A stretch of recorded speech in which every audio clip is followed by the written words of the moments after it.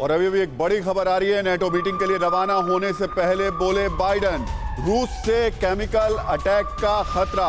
America के राष्ट्रपति Joe Biden ने कहा नेटो रवाना होने से पहले, ये बड़ा बयान जो बाइडेन की तरफ से आया है कि रूस से केमिकल अटैक का खतरा है।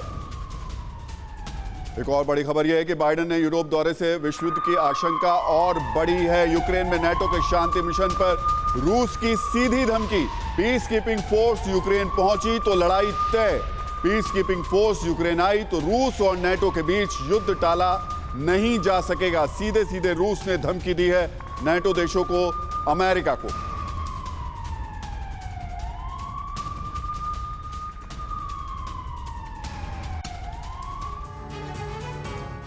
तो जो बाइडेन ब्रसेल्स में नेटो के सहयोगी देशों के साथ बैठक करेंगे। बाइडेन यूरोपीय यूनियन में शामिल देशों के साथ भी बैठक करेंगे। नेटो और यूरोपीय देशों को बाइडेन की यात्रा से बड़ी उम्मीदें हैं। दरअसल बाइडेन अमेरिका से ऐसे प्लान लेकर आ रहे हैं जो नेटो में शामिल यूरोपीय देशों को रूस से बचाएंगे। ब्रसेल्स में बाइडेन की मौजूदगी में यूरोप को परमाणु हमले से बचाने के लिए प्लान पर चर्चा होगी। चर्चा होगी कि रूस अगर न्यूक्लियर अटैक करता है तो कैसे बचाव किया जाए। यूक्रेन में शांति रक्षकों की तैनाती पर फैसला होगा। रूस के मुकाबले के लिए यूक्रेन को और सैन्य मदद देने का फैसला लिया जाएगा। नेटो में शामिल रूस के पड़ोसी देशों की सुरक्षा पर भी चर्चा होगी। रूस को नुकसान पहुंचाने के लिए उसके खिलाफ कड़े आर्थिक प्रतिबंध लगाने पर भी चर्चा होगी। यूरोप के देश रूस से आक्रामक रवैये से डरे हुए हैं, खास तौर पर पोलैंड, रोमानिया और बाल्टिक देश। ऐसे में बाइडेन इन देशों को भरोसा दिलाने की कोशिश करेंगे कि रूस अगर हमला करता है तो अमेरिका उनके साथ मजबूती से खड़ा होगा। और एक और बड़ी खबर यह आ रही है कि 24 मार्च को नेटो को संबोधित करेंगे जेलेंस्की। वीडियो कॉन्फ्रेंसिंग से नेटो की बैठक को संबोधित करेंगे जेलेंस्की। नेटो में रूसी वॉर क्राइम पर बोलेंगे यूक्रेन के राष्ट्रपति।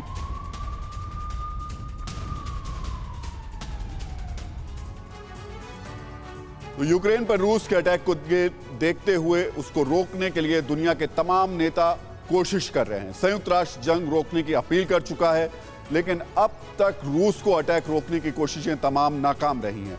लेकिन अब दो ईसाई देशों की लड़ाई में एक मुस्लिम मुल्क मध्यस्थता की पेशकश कर रहा है। इस मुल्क का दावा है कि वो जल्द ही रूस और यूक्रेन के बीच सुलह कराएगा और जल्द ही यूक्रेन पर हो रही बारूदी बारिश थम जाएगी।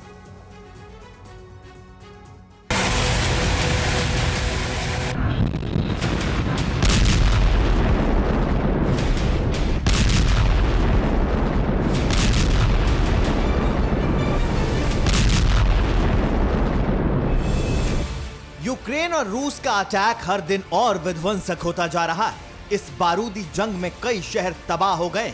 यूक्रेन के शहरों पर रूसी मिसाइलों का अटैक जारी है। रूस के इस जंगी जुनून से दुनिया वर्ल्ड वॉर के मुहाने तक पहुंच गई है, लेकिन दावा है बहुत जल्द इस विध्वंसक जंग पर विराम लगने वाला है।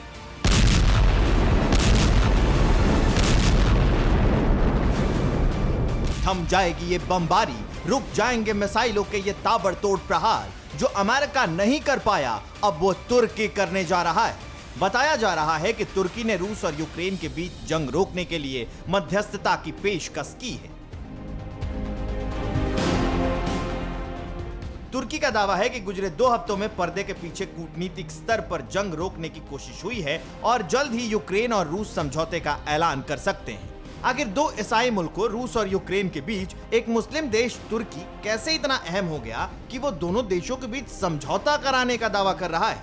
दरअसल तुर्की के इस दावे के पीछे रूस और यूक्रेन से उसके अच्छे रिश्तों को समझना होगा। तुर्की के यूक्रेन और रूस दोनों के साथ करीबी रिश्ते हैं। यूक्रेन के साथ तुर्की के मजबूत कारोबारी और सैन्य रिश्ते हैं। वहीं रूस के साथ भी तुर्की के कारोबारी रिश्ते मजबूत हैं। यूक्रेन और रूस दोनों के साथ तुर्की के ऐसे रिश्ते हैं कि वो सीजफायर कराने और सीजफायर की गारंटी लेने की स्थिति में है। जंग में यूक्रेन जिन ड्रोन्स की बदौलत रूस के टैंक्स को तबाह कर रहा है वो उसे तुर्की ने दिए। वहीं नाटो का मेंबर होने के बाद भी तुर्की ने ब्लैक सी में रूस के जंगी जहाजों को रोकने से इनकार कर दिया था। ये तथ्य बताते हैं कि तुर्की के रूस और यूक्रेन दोनों से करीबी रिश्ते हैं। ऐसे में तुर्की की पहल से आने वाले दिनों में यूक्रेन में बारूद की बारिश थम सकती है।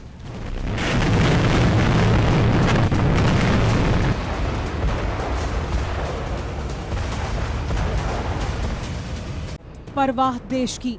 सोमवार से शुक्रवार रात 10 बजे TV9 भारतवर्ष पर।